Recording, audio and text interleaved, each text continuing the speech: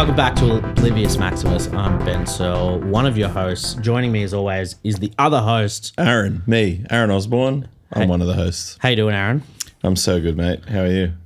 Going sick. Just life's a joy. I mean that earnestly. Yeah. Yeah, me too. Before we get further into it, we got the Fever Shack boys with us here today. Welcome, fellas. Thanks for coming. Thanks for having us. Very exciting. It's coming through. For the listener, tell us who you are, what you do in the band. I'm Lachie. I play guitar in the band. And I'm Dozer. I also play guitar in the band. Nice. Yeah. We've got the string section in. Yeah. Great for me. Yeah. Good feedback point. How are you guys? Good. Yeah, nice. Getting ready for tour. We leave tomorrow. So yeah, we were on the drive here. I was like, I think I'm playing in Sydney like tomorrow. Yeah. So that's been heaps of fun to organise. And, and is that the start? Yeah. Yeah. And First show. How's it feeling?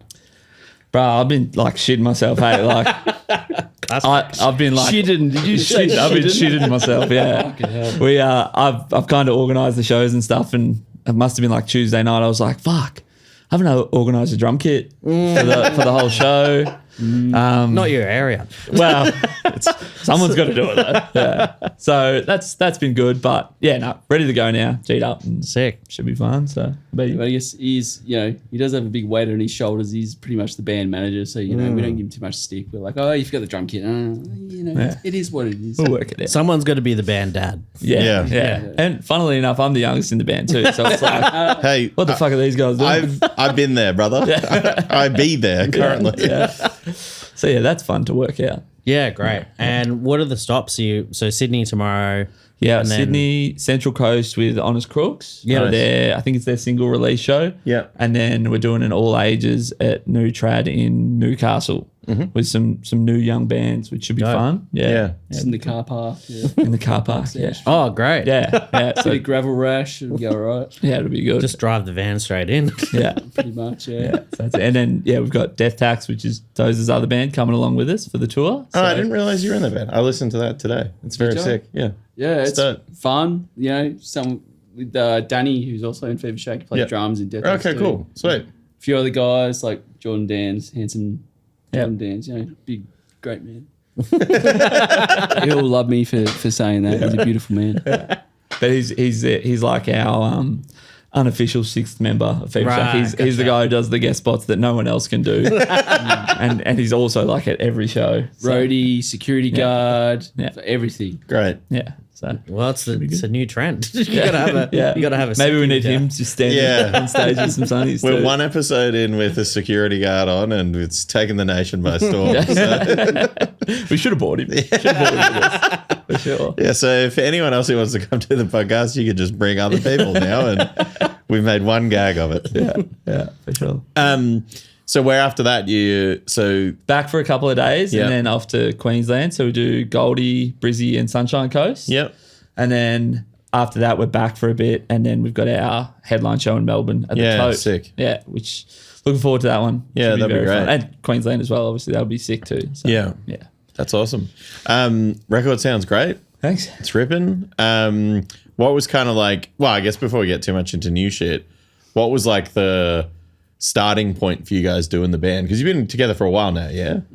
Yeah. Well, you probably when- know. when- I'm when not an did it original start? member. Sure. So, yeah. Hey, when do you think the band started? Because this is a very hot topic that when I everyone's got a joined different answer for is this. when it started. All right. When you started on the tools, Yeah. it's your, yeah. I'm That going to makes sense. say it was September 2019, like just before lockdown. Like we turned up. It was August. Grid Flex, which was a previous band that Danny, Locke, and Jake were all in. Mm-hmm. And that finished, and they were playing with Costy, who's in Coffin now. So he was also in that band, Wild Unit. Yeah.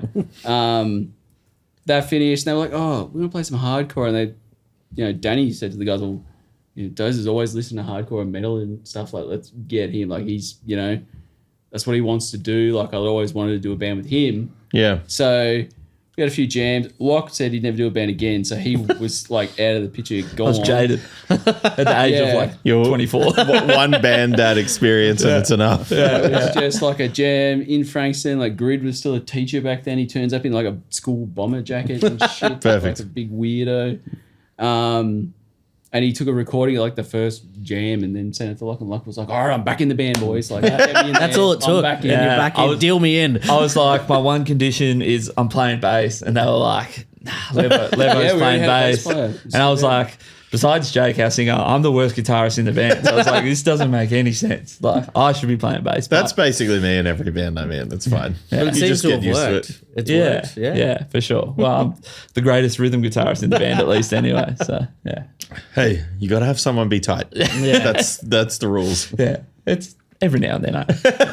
Yeah. We're literally giving you like stage prop roles now. You're like, Yeah. wave your hands, like clap your hands. You're not playing anything in this part. Point to the crowd and say, hey, Yeah. do that. Someone's got to be a vibe, technician. Yeah. Yeah.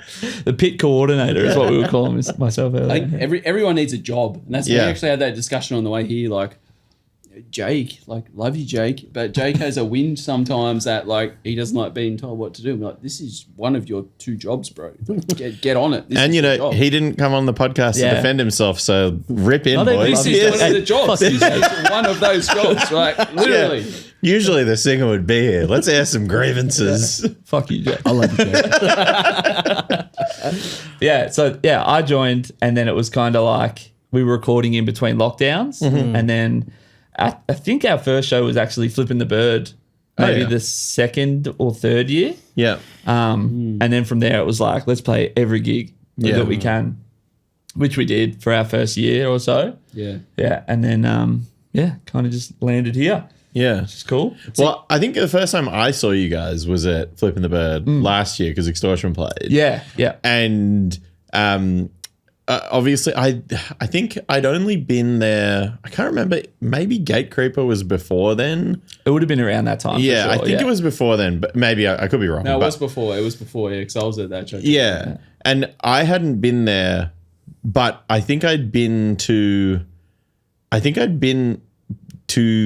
Singing Bird like years earlier, maybe when it wasn't like the way it is now, kind of thing. I can't remember. I either way, but I went down there, saw the Gatecreeper show, and I was like, this place fucking rocks. Yeah. And then Stu was explaining how he sets up the festival, and I was like, fuck, that's mad. And then he asked Extortion to play, and I was like, this fucking rules.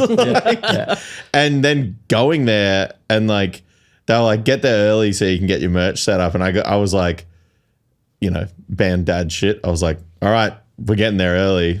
We're getting a hotel. We're gonna stay in Frankston. We're gonna get pissed all day. We'll stay at a hotel. We'll make a day of it.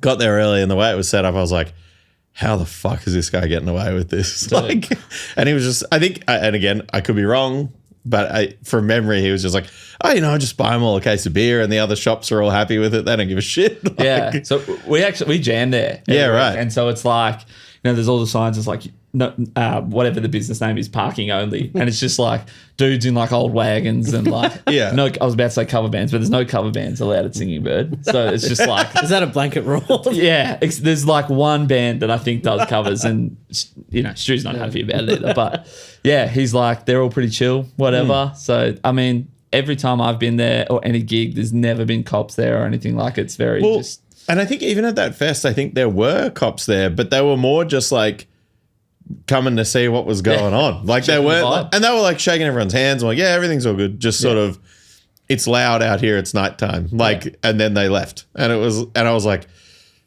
there's definitely lots of people in here who probably shouldn't be in. Oh yeah. Like, but you know, Allegedly. He does get a permit. I haven't seen it, right? He told me he does get a permit, and like, bless his soul, like, yeah, sorry, not bless his soul, but I do love his shoe. The previous member for that area for the council, bless her soul, rest in peace, Peter. she was a supporter of his, so he Oh, was, like, cool. had some hookups maybe through that route, but yeah.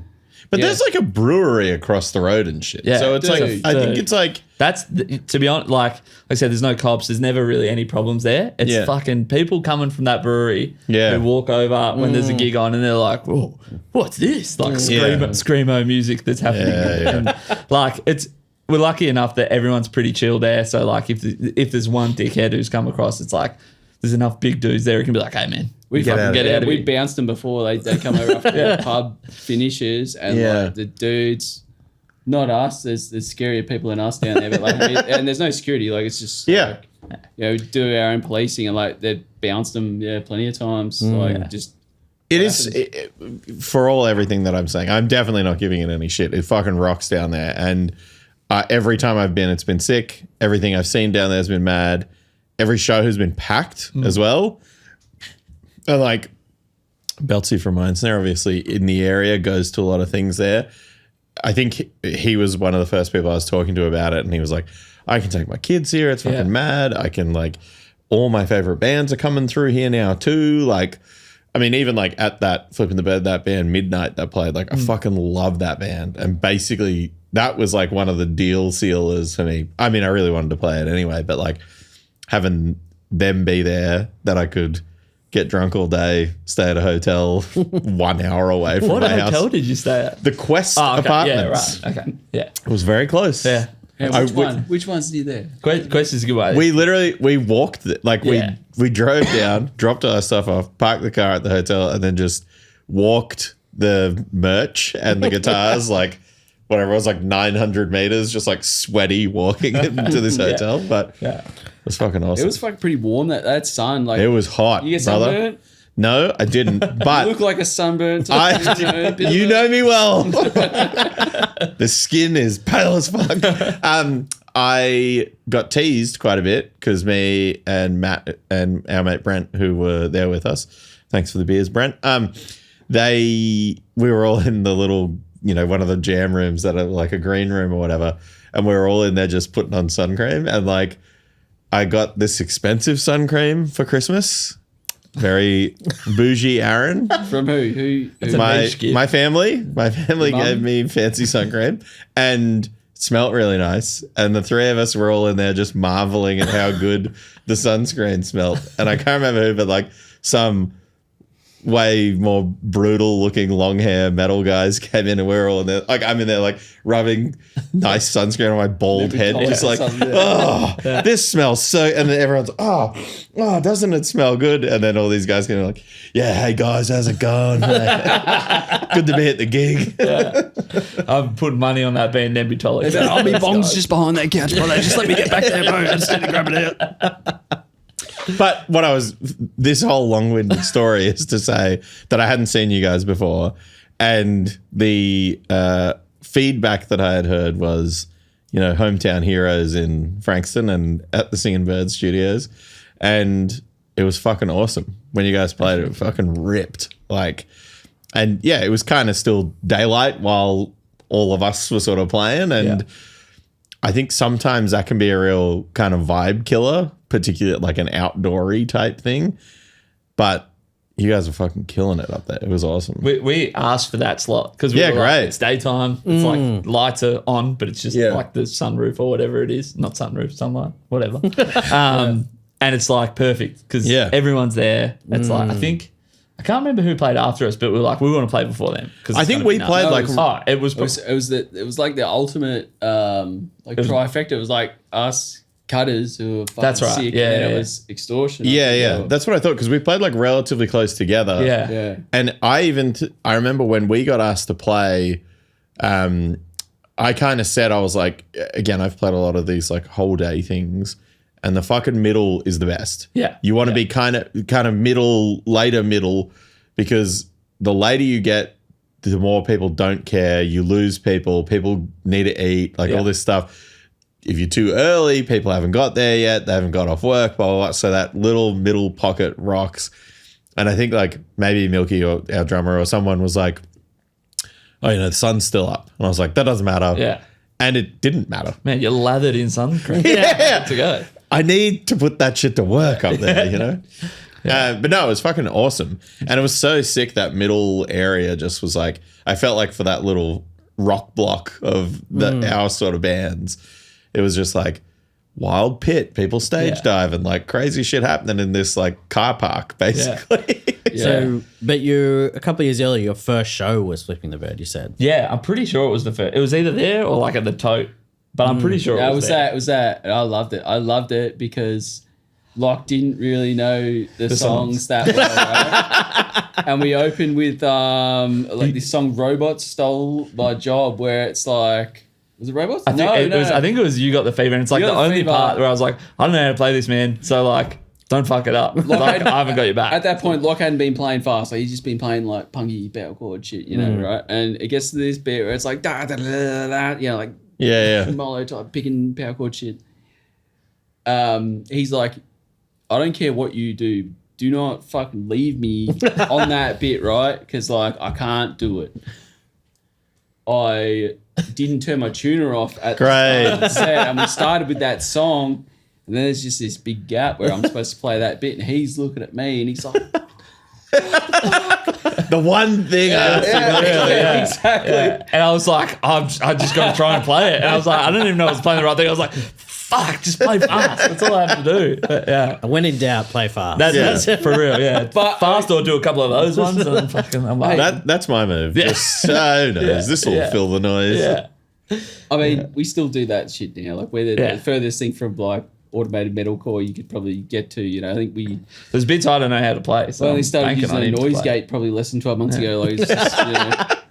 But it That's does seem like you got, like you mentioned before, you played as much as you could in that first period, but it does seem really tight now. Like the sound is like really cooking. Like, is that being a conscious thing or it's just come out of playing heaps? I think like we've got the best drummer in the world. Shout out Danny Howe. He's a fucking weapon. So he's like, if he's fucking up, we're in trouble, sort of thing. So, but like, yeah, we played so much. We practice every week before a gig. Like we tried to do the right things, and now it's like no wishy-washy, but like practice twice before the tour, see how we go, sort of thing. Like, yeah. But it was always about the live shows. Like, recording is whatever. Live shows for us, it's like that's the fun shit that we like doing. Yeah. I mean, I was talking the other day with a mate of mine, like how literally playing, doing the recording, doing art, all that stuff is so fun and cool. But like the only reason I do this is to play shows. Yeah. Like that's the purest version of this is playing shows. And it's the most fun. It's the best way to get like actual feedback on whether people like your shit or not. Yeah. And it's also just like mad hanging out with your friends. Like that's the point. You know, like studios, hard work, and I imagine like a lot of your bands, like you do a fair bit of writing too. So like, the writing for me is just like I do most of the writing for the bands that I'm in. So it's like so many hours each week just spent just for nothing. Studio, 6 hours to just find the tone you want to use. And it's just that stuff is so like laborious, and then you just go live and just send it. Like I like, you know, hate the thought of like playing to a click track live.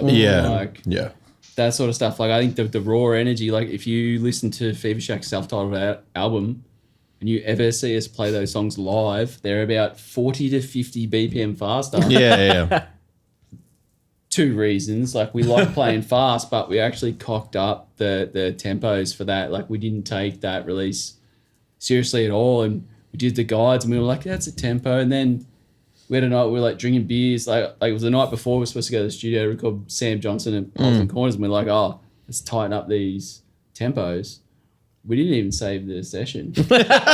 And we turned in the net, let's drinking beers, eating pizza, whatever. Oh yeah, that's good. And then we went in the next day and like didn't save any of it. So Damn. if you listen to that album, it's slow, and then you see us live, you're like, what? If you're like, why is this so fast? That's how it's supposed to be. That's what it's meant to be. I can remember like being in the studio, I'm like, this sounds like way heavier than we usually play it. And then it's because it's fucking way slower. I mean, to be honest, we don't play many songs off that album anymore, but like, if you ever wondered why we play it so fast, it was recorded too slow. That was too slow, I mean, I think that's also just like the adrenaline push that you get too when you play. I mean, I think again, like playing an Extortion, like very fast band, like when we jam, oftentimes we're like pushing and pulling, trying to figure out the speed that things are meant to be.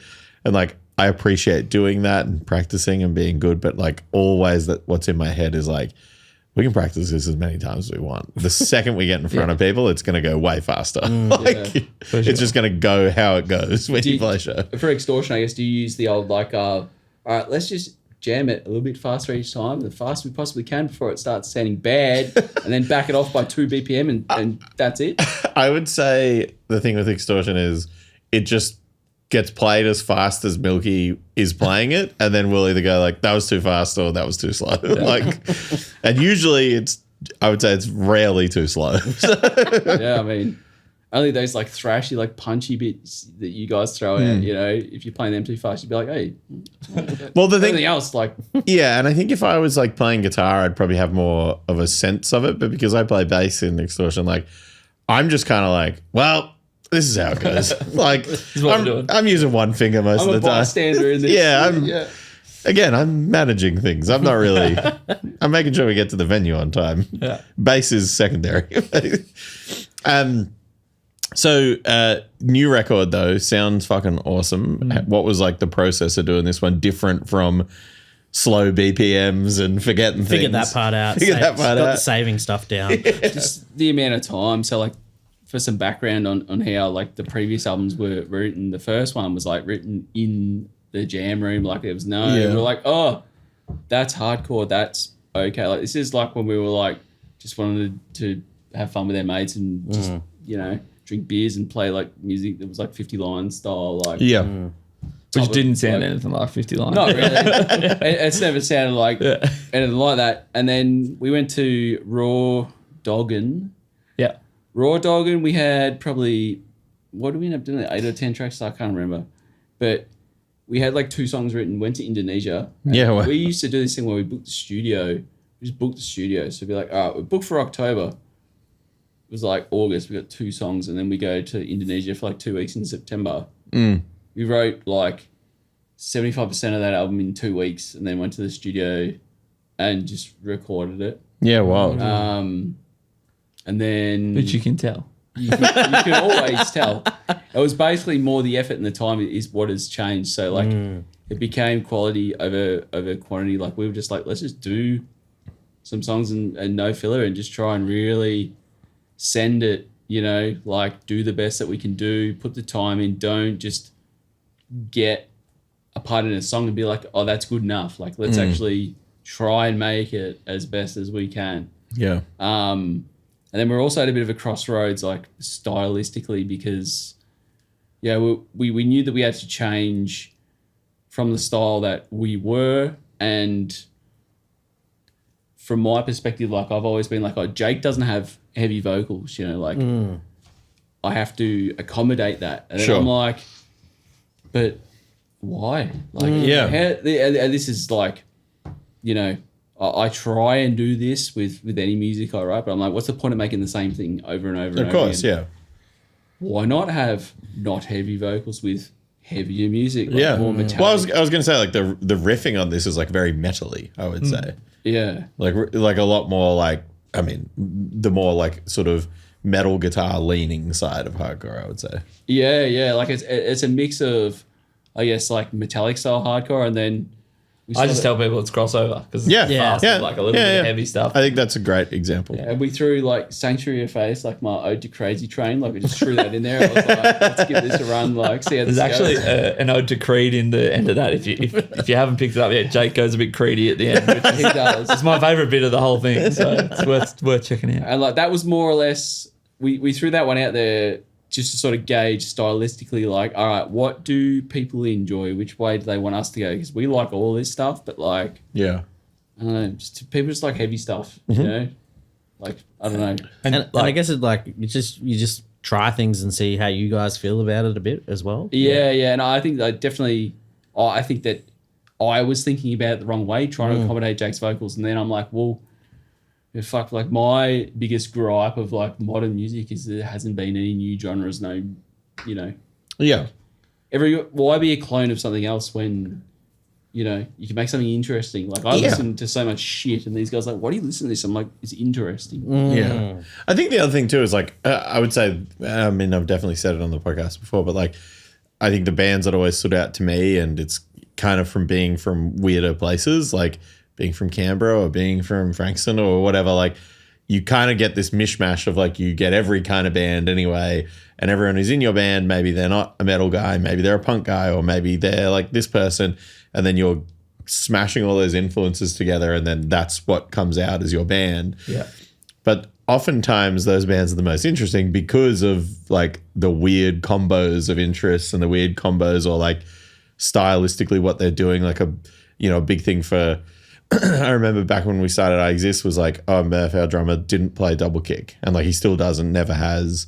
And it's like, I remember at the time people being like a metal or a hardcore band like couldn't have no double kick, and I was like, well, our drummer's a punk drummer, so he doesn't do it. And then same in Aglo, like Braden, who plays drums most of the time for us, like he doesn't play double kick either because he's like a stoner rock guy. Like, and we've talked about him doing it. We practiced and trying to fill some bits, and then I just said to him, I was like, just play like yourself. Like you playing like you is the best version of this. You trying to do something else is not going to make this band any better. Like just make it yours, you know? Funny you bring up double kick. We have a similar thing, I guess, both parts of that story, right? So Danny drums in Death Tax. He does double kick for Death Tax. Yeah. Reasonably well for someone that's never played in the band, really double kicking before, but for Fever Shack, he will not entertain the idea at all. He doesn't do it. It's just not what he does for that band. Yeah. And then sort of like what you just touched on, like for the drums for Death Tax, like Danny does like bouncy hardcore drums. Like, you never see that guy do a blast beat, nothing like that. And like there's like straight death metal beats on that. Yeah, and like I accept you who you are, Daniel. You can drum how you want to drum. If you want to drum hardcore drums, death metal, hey, go for it, you know? But yeah, definitely then he did spice it up, bringing up some real like Lars style, like single. I was like, hey, that's pretty death metal. I like it. Yeah. But I think that those sorts of things are what sets you aside at the same time. Like so many people are like, oh, pump it full of double kick, this, that. And yeah. that's why. That's me. Come on, do the double kick on the fast part, please. I'm a less is more. You're definitely a more is more. For sure. But that's the balance. That's the like give and take of being in the band, I guess. Yeah, for sure. But yeah, so the new thing, like, so where did you record this one? We recorded with Sam Bianco, who plays in Heat. Okay, cool. And in some other pop punk bands, I feel like. Parkwood. It's like a sad boy thing. Sam's a sad boy. Yeah. It's like me saying that. We did all the instruments at Pony, and then I think it was everything at Pony, and then vocals at his place, at his house. Which was cool. It was like all the Pony stuff was pretty quick, like a couple of days, I think, to do it all. Danny smashed it out quicker like than any of us could do anything else. So that was cool. And then, going to Sam's place was good because we could he'd been mixing it and we could hear a bit more. And then with the vocal stuff as well, we had like Geordie from Death Axe did a guest spot, and then Beck from Terminal Sleep did one as well. So it was cool. Like you could kind of see it all coming together. Yeah, because it sounds fucking awesome. It sounds great. We're so stoked on it. Like, I don't know a lot about like gear or like audio quality, but I was like, hey man, sounds fucking good. We always do like Fever You know what you like. always, Yeah. Fever Shack's always like a real drums, real amps band. So we don't use triggers in Fever Shack, nothing like that. Like it's always real amps, real drums. Death Tax, real amps, drums. Don't talk about that, but it's death metal. You got to do. That's what you got to do. That's part of it. But yeah, Sam like blew us away. We were just like, "Fuck, dude, this is sick." But, that's killer. Like he'd done the Heat stuff, and then we kind of said what we wanted to do. He's like, "Yeah, fucking give it a crack," and he did the Death Tax stuff as well. Yeah. So he's a super weapon. dedicated dude. Like puts in way more hours than he'll ever tell you he puts in. And I'm like, oh, we want to pay you for these hours, and he'll just say, "No, I didn't do any. Didn't do any work on it." It was AI. I didn't do anything. Yeah, we know that you did. So big ups to Sam. Like definitely recommend recording with Sam. Great guy. Look, and so aside from the shows, like what's kind of like the goal or intention with the band? Is it just keep ripping, keep playing, or you trying to do more tours, or what's the vibe? Yeah, we want to tour. We're kind of like, it's one of the things being like not a city band. It's Yeah. kind of like until we started playing shows, we didn't really know anyone either. Like Yeah. my last band, Gridflex, we would try and play in the city, but it's like it was in the dark period of Melbourne hardcore, and we were like a hardcore punk band too. Like looking back on it, I get it. Like I was playing drop D punk hardcore stuff. Like no one wants to fucking. Hey, it was political though. It was politically Jake was driven. different back then. Yeah. You know? But like, so doing Fever Shack and meeting different people as well, like meeting the guys from Terminal Sleep and even Heat and just playing more shows like away from Frankston has been like a massive help. And that's what we want to keep doing is like, we love playing Frankston. We'll always play there, but it's like, let's keep going. Let's see where else we can go sort of thing. So like we're playing with Speed in... We love that. Yeah, they were like, you know, Beastman was like, do you want to go to Ballarat? We're like, fucking oaths we do. Yeah, that's like, sick. Yeah. Get on the road. We haven't been there before. Yeah. We want to go there, you know? Yeah. And that'll be fucking awesome too. Yeah. It could be great. So yeah, we put this tour together. We're talking about doing some more of our own stuff, but hey, if anyone wants to fucking have some boys on tour with them, we'll do it. Yeah, and guarantees low as shit too, by the way. No, don't say that. It's high. It's high. It's negotiable. Anywhere between high and nothing is good. Just send us an offer.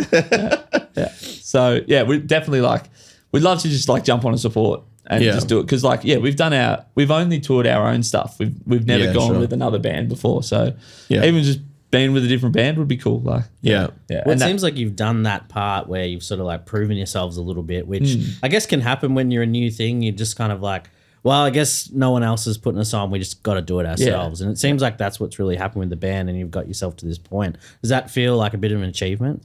It sounds a bit like arrogant, but like we don't know anyone. So we're just like, yeah, man, we did it on our own. Like we went to Indo like Jesse from No Peace in Adelaide. He got us on with Set the Fire in Indonesia. So we did that. But it was like, you know, most bands have like a label or someone who can kind of be like, or even just friends who can be like, hey, take these guys over there sort of thing. Yeah. But It's pretty cool to go to Indonesia before Ballarat. That's pretty sick. for sure. Yeah. How are the shows over there?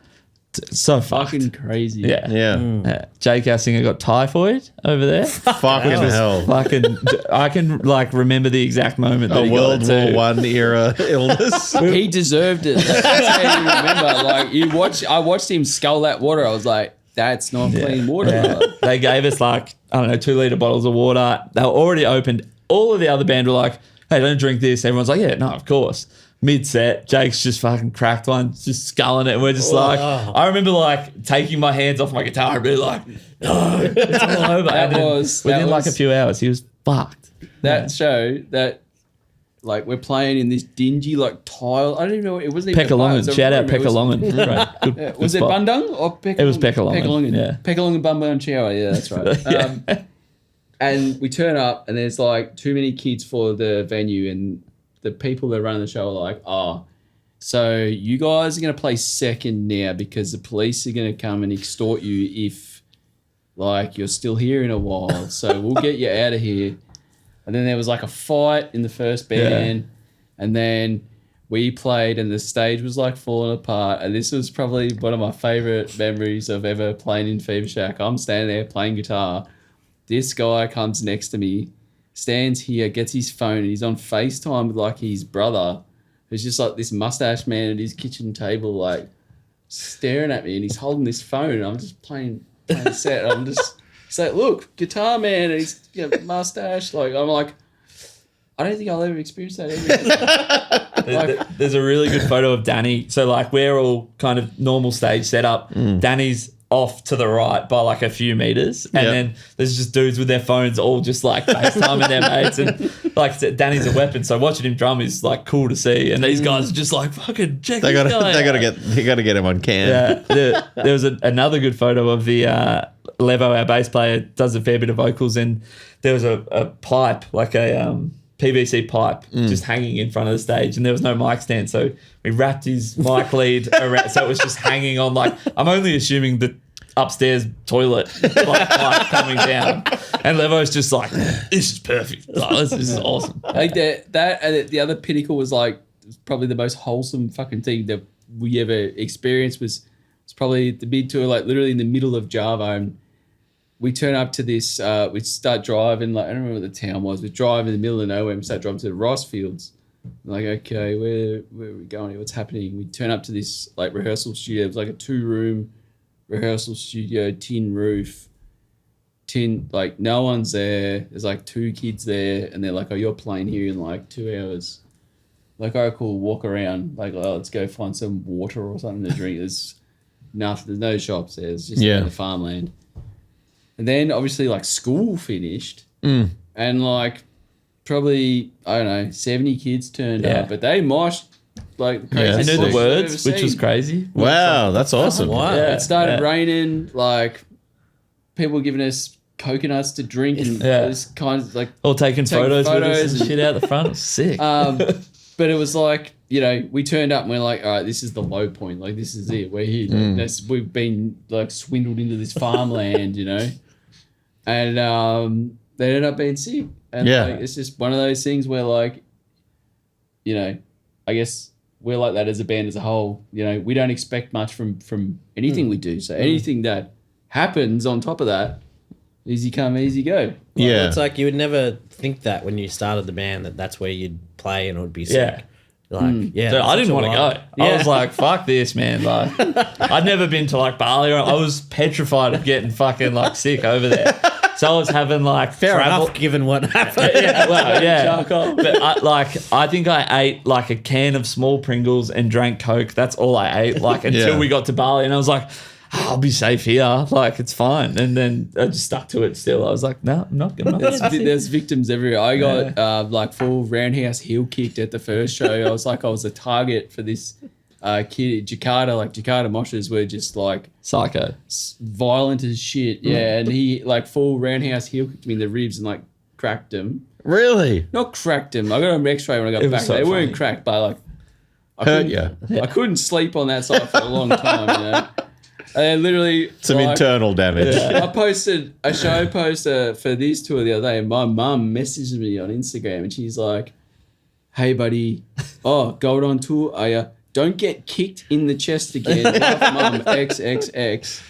Thanks, Mum. Yeah. Appreciate you paying attention to I mean, the she's posts looking as out well. for you, but like, pretty Yeah. much everyone was a victim over there. Jake, Levo and Danny had to have a shower with the bum gun because Yeah. the shower didn't work. I think I made it out unscathed pretty much. Like, I lost a lot of weight, which was cool when I got back. And Pringles only. yeah, for real. That was good. But I think extortion would go hard over there. They would like Yeah, extortion. I mean, the other guys are very, very keen. I've never been there in a band, but I've like been there on holidays and stuff, and I would love to go. I mean, my other band, Mental Cavity, went to Japan, and it was fucking awesome. And like, not that it's the same scenes, but like the vibe, like I understand it to be, is kind of very similar in that like everyone's so keen for stuff that all the shows are generally just like. It's that scarcity thing, I guess. Yeah. And I guess the enthusiasm is so high for when things from elsewhere come there. And I mean, again, like that was also kind of, kind of thing many years ago. Like when international bands first started coming to Canberra, it was like the coolest fucking thing in the world. Like not having to go to Sydney was the best thing that happened. And as a result, like all the shows were great because everyone was going out to them. And then I almost get that feeling now with like, I know many, many years ago before I moved here, even like when I first started touring here, we used to go and play in Seaford all the time. Oh, yeah. And I saw I existed Seaford back yeah, there you go. 13. Thank you for coming. But like, I mean, I remember like even those shows when I first started playing them, I was like, wow, this is fucking awesome. Yeah. And then I guess it kind of dropped off for whatever reason for a little while. And then- Generation 2010. Yeah. Drop killed- off point. that killed- Generation Hardcore. 2010. The that killed DVD it. is still not out. Yeah, no DVD ruined it forever. But now it really feels like it's like come back into like 100%. this. I mean, it's people, including international bands, are putting it on like almost every tour now, which is fucking awesome. Like Yeah, it's kind of wild that it's like, in a cool way that it's like, bands are going to the peninsula over Geelong. Like, Yeah. that's not really been a thing for a few years. Yeah. And it's like, that's kind of, I guess, a credit to the scene that's being cultivated down there. Yeah. Yeah. I mean, we say it's like, people think like, oh, these bands like, are really pushing Frankston up, but like we didn't have anywhere to play if it wasn't for Stu Anderson, you know. So Yeah. he's really the one that's really brought, you know, bands like international bands and other bands to Frankston. They're that venue. Before that, we had one venue. It was nothing like Singenberg. So You're right.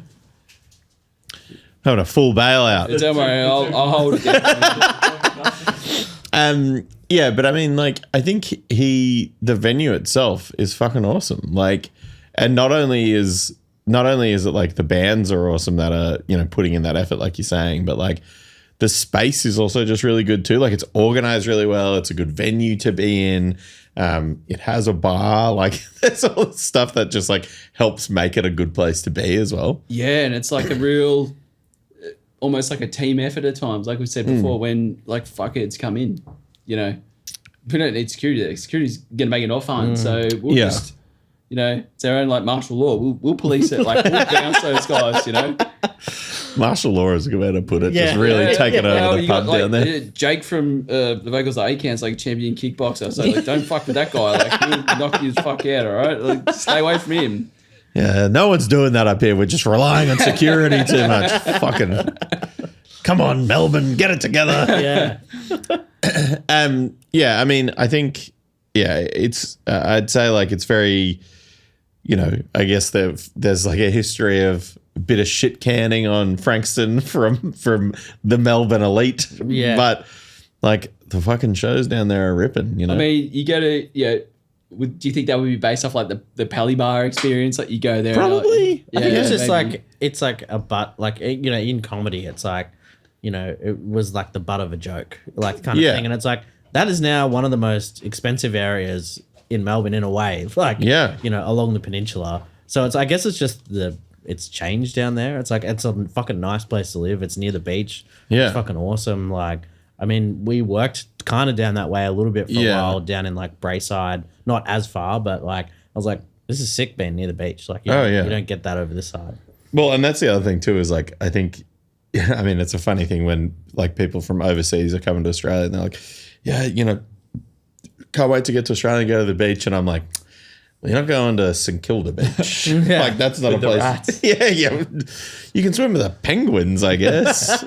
It's funny actually. I remember like I was in Japan February last year, and I saw a judiciary play with cruelty. Oh, sick. In Tokyo. And I was chatting to Izzy, and I said to him, "Hey, like, because he'd come with Gay Creeper," I said, "You'll see Frankston," and be like, "What the fuck is Frankston? Like, Yeah.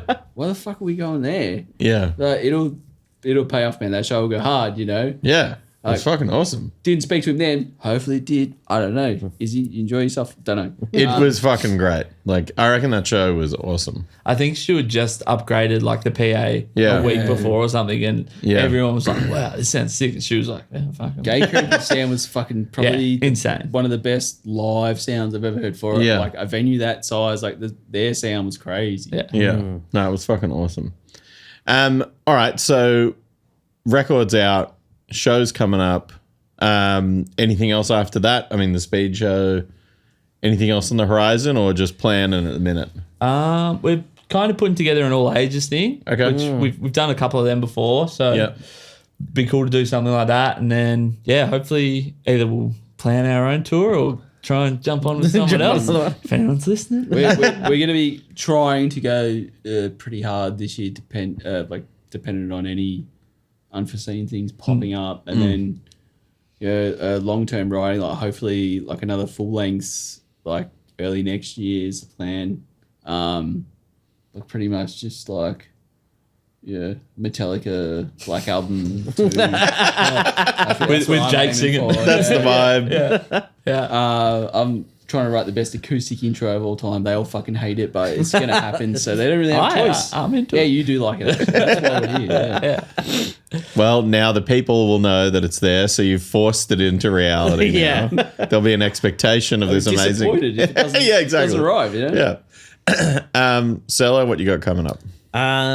Just come to Catfish Comedy on Tuesdays. Punk music at Melbourne International Comedy Festival coming up soon. Yeah. In April. So just that, and then just enjoy my life. What about you, mate? Literally nothing I can promote. So listen to this podcast. buy a shirt. We got shirts on the internet. Did you get the Aglo test press the other day? I did get an Aglo test press. There'll be a new Aglo record soon for people waiting with bated breath. Where'd you track that one? At what's it fucking called? The studio that Lewis works at. Black Lodge. Black Lodge. Oh, yeah. Sorry, blanked it. Yeah, I've done the last 2 things there with Lewis, who plays guitar for Aglo every now and then. And then my mate Taylor from the States has mixed it and stuff. But yeah, so the new thing is one side is going to be new songs, and then the other side is these 2 songs that I put on the internet late last year. So that'll be out whenever I get the art and say yes to the test press. Also, can't listen to the test press until I go to our friend Matt's house on the weekend because my record player is packed away. So the delay on approving this record is the fault of me selling my house. So, yeah, so new Aglo shit soon. We definitely have shows. I just can't talk about them yet, but we will be playing shortly. Yeah. That's it. And yeah, the shirts, they're up too. And shirts, yeah. Obliviousmaximus.net. Fellas, thanks so much for coming and chatting to us. Thanks for coming along. Cheers. See you soon. Bye. Bye. Like,